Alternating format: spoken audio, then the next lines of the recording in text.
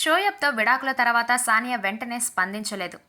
కానీ republic day రోజున social మీడియాలో 2 పోస్టులు పెట్టింది.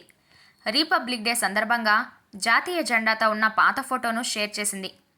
మన దేశానికి ప్రాతినిధ్యం వహించడం ఎల్లప్పుడూ గౌరవంగా భావిస్తా. హ్యాపీ రిపబ్లిక్ డే అంటూ విషెస్ చెప్పింది. ఆ తర్వాత ఇన్స్టాగ్రామ్లో మరో పోస్ట్ చేసింది సానియా. తనను తాను అద్దంలో చూసుకుంటున్న ఫోటోను షేర్ చేస్తూ తనను తాను సమీక్షించుకున్నట్టు అద్దం వచ్చేలా రిఫ్లెక్ట్ అని మెసేజ్ పోస్ట్ చేసింది.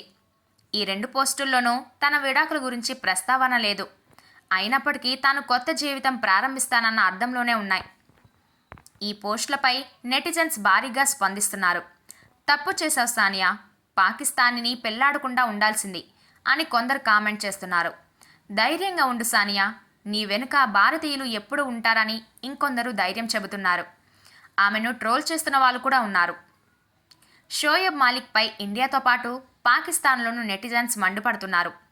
ప్రముఖ బంగ్లాదేశ్ రచయిత్ర తస్లీమా నజ్రీన్ కూడా ఈ విడాకులపై స్పందించారు. షోయబ్ ఇంకా చాలా పెళ్లిళ్లు చేసుకుంటాడని ఆగ్రహం వ్యక్తం చేశారు. సానియా షోయబ్ ఎంతో సంతోషంగా ఉన్నారని అనుకున్నా, అది తప్పని తేలింది. అసలు అంత తెలివైన సానియా షోయబ్ లాంటి బ్యాడ్ బాయ్ని ఎలా పెళ్లి చేసుకుందని ప్రశ్నించారు నజ్రీన్. షోయబ్ తొందరలోనే సనా జావేద్కు కూడా విడాకులు ఇస్తాడు.